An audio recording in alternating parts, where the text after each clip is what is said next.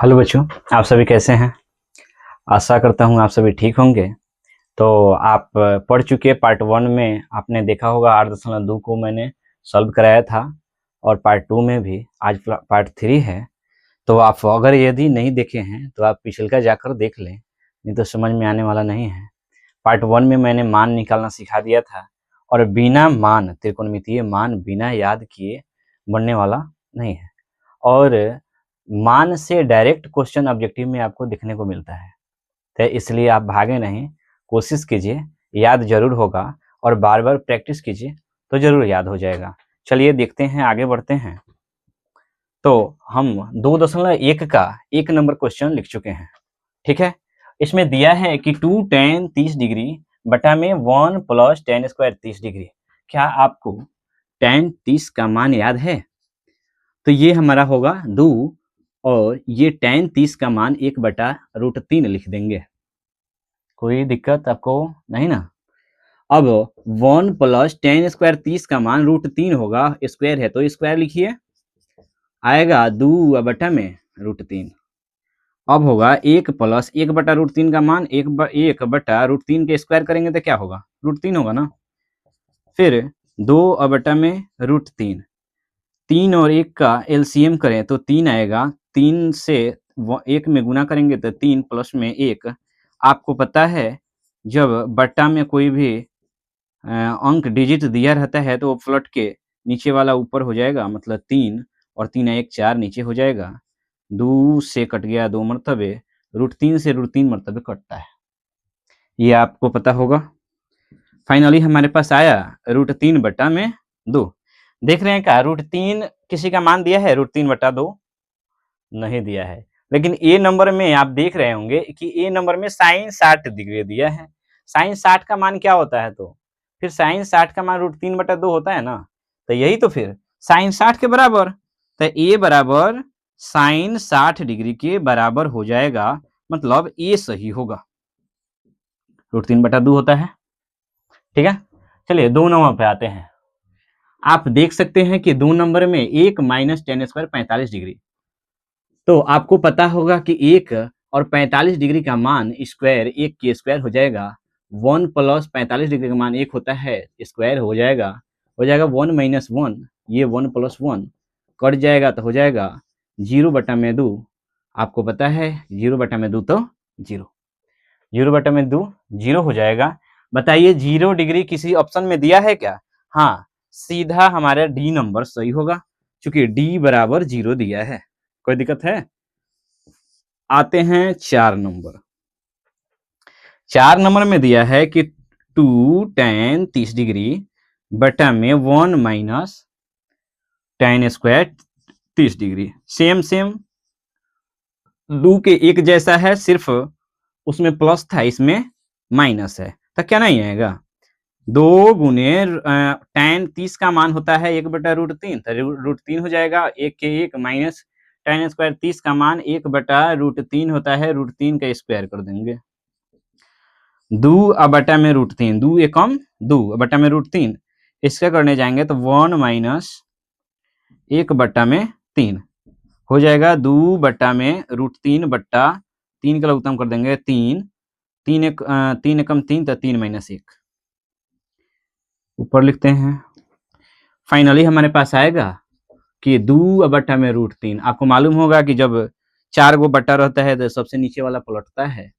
3 में 3 में से 2 गया तो 2 नीचे लिख देंगे, 2 से 2 कट जाएगा, ये √3 मरतबे कटता है। आया √3। क्या √3 दिया है किसी का मान? तो √3 तो नहीं दिया,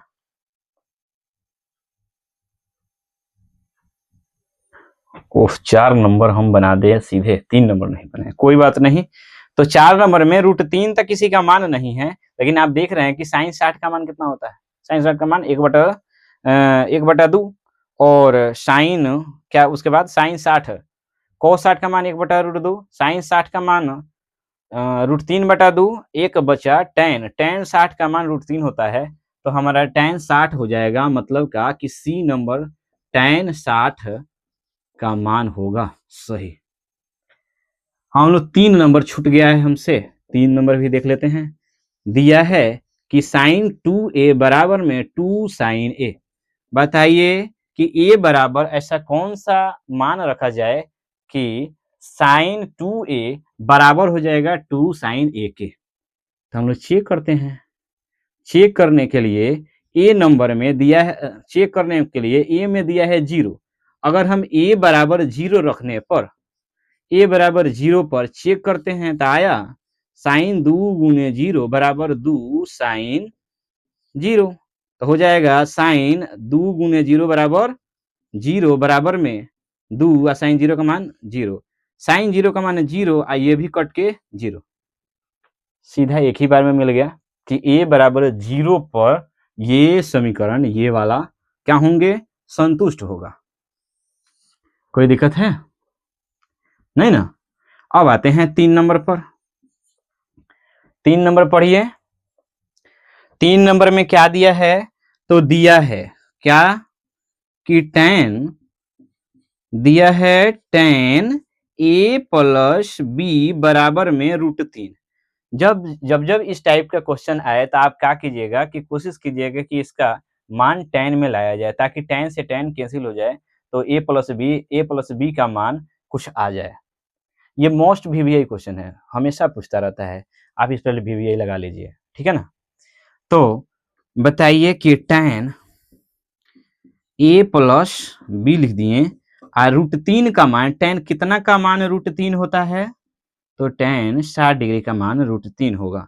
तो इसलिए tan से tan कैंसिल होगा, तो a प्लस b बराबर 60 डिग्री। इसको हम समीकरण 1 मान लेंगे। इसको क्या मान लेंगे? समीकरण 1 मान लेंगे, ठीक है ना। आप ध्यान से देखते रहिए, ठीक है। पुनः tan a माइनस b बराबर 1/, इंपॉर्टेंट क्वेश्चन है, इसे देख लीजिए ध्यान से, ठीक है ना। और कॉपी में लिखकर बार बार रिवीजन कीजिएगा इसको। VVI क्वेश्चन है, कई बार पूछा हुआ है ये क्वेश्चन। a माइनस b 1/√3 कितना डिग्री के मान के बराबर होता है? तो tan 45 डिग्री के मान के बराबर होता है।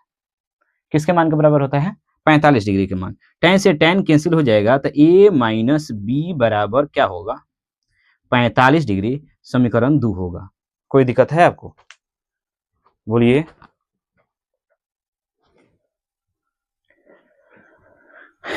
मुझे नहीं लगता कि आपको कोई दिक्कत होगा।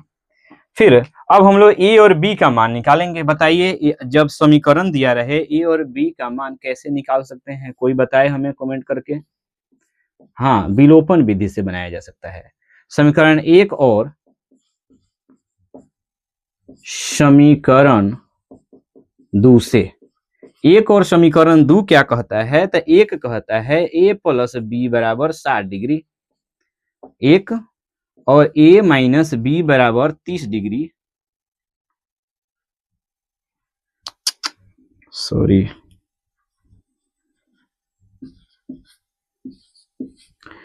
30 डिग्री। ये हो गया हमारा समीकरण 2। अब बताइए क्या करने पर, देख रहे हैं क्या, जोड़ दिया जाए तो कट जाएगा। जोड़ने पर जोड़ दिया जाए तो b से b कट जाएगा, तो a और a मिलके 2a बराबर में 60 और 30 मिलके 90। a बराबर आएगा 90/2, कट गया तो आएगा 45। a बराबर हो जाएगा 45। अब बताइए a का मान अगर मालूम हो तो b का मान निकालने के लिए क्या करेंगे? तो a का मान समीकरण 1 में रखने पर समीकरण 1 में रखने जाएंगे तो कहेंगे कि 45 प्लस b बराबर में 60 डिग्री। तो b बराबर क्या हो जाएगा? तो 60 माइनस में 45 डिग्री, b बराबर हो जाएगा 15 डिग्री और a बराबर हो जाएगा 45 डिग्री आया था। यही तो हमारा आंसर होगा। कोई दिक्कत है? बिल्कुल समझ में आया होगा आपको। नहीं आया तो आप बार बार रिपीट कीजिए, बार बार बनाइए इसको, और बार बार इसको वीडियो को देखिए। फिर हम लोग 4 नंबर पर चलते हैं। इसे मिटा दें।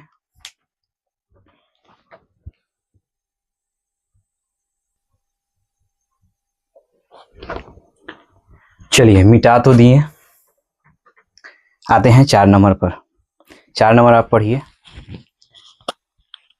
हमारा एक बुरा आदत है कि जो गाना सुन लेते हैं वही दिमाग में चलता रहता है।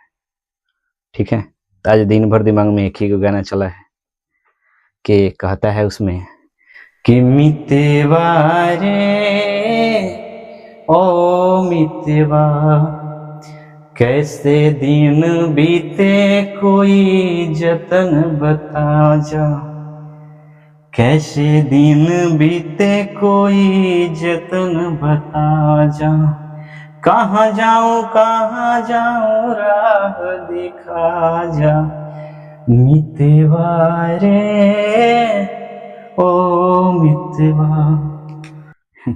चलिए 4 के 1 देखते हैं। 4 के 1 नंबर में कह रहा है कि साइन दिया है कि साइन ए प्लस में बी, साइन ए प्लस बी, साइन ए प्लस बी, साइन ए प्लस साइन बी के बराबर होगा क्या?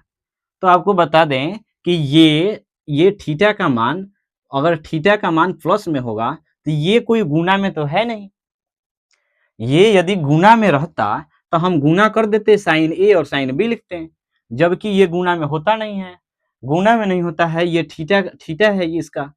तो इस वजह से हम साइन ए और प्लस साइन बी नहीं कह सकते हैं। इसका प्रॉपर एक फॉर्मूला होता है जो हम लोग 11th में पढ़ेंगे। तो ये हमारा क्या होगा? असत्य होगा, असत्य होगा ये। ठीक है ना। 2 नंबर में कह रहा है कि थीटा के मान में वृद्धि होने के साथ साइन थीटा का मान, साइन थीटा के मान में भी वृद्धि होता है। तो हम लोग देख लेते हैं भाई, साइन 0 का मान 0 होता है, जबकि साइन 60 का मान साइन 30 का मान 1/√2 होता है, और साइन 45 का मान 1/√2 होगा, साइन 60 का मान √3/2 होगा, और साइन 90 का मान 1 होता है। तो देखिए 0 से 1 पर गया, तो थीटा के मान में वृद्धि के साथ साथ इसके साइन थीटा के मान में भी वृद्धि हो रहा है। इसका मतलब ये सत्य है। क्या होगा? सत्य होगा। 3 नंबर में कह रहा है कि थीटा के मान में वृद्धि के साथ कोस थीटा के मान में भी वृद्धि होता है क्या? चेक करते हैं भाई। कोस 0 का मान 1 होता है, और कोस 30 का मान √3/2 होता है, कोस 45 का मान 1/√2 होता है, और कोस था, और कोस 60 का मान 1/2, और कोस 0 का मान आप देख सकते हैं कि कोस 0 का मान क्या होता है?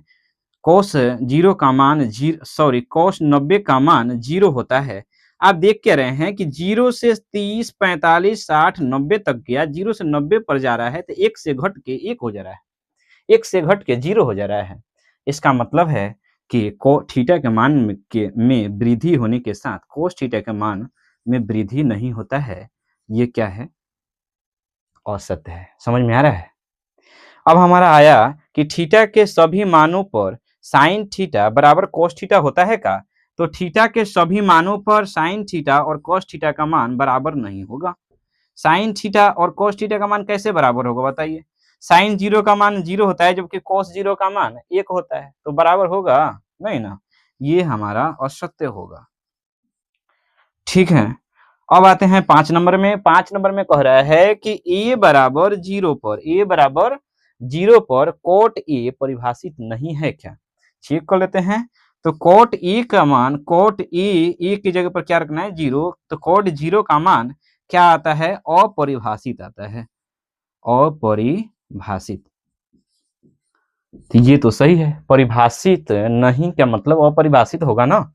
इसका मतलब है कि ये कथन सत्य है। ये कथन क्या है?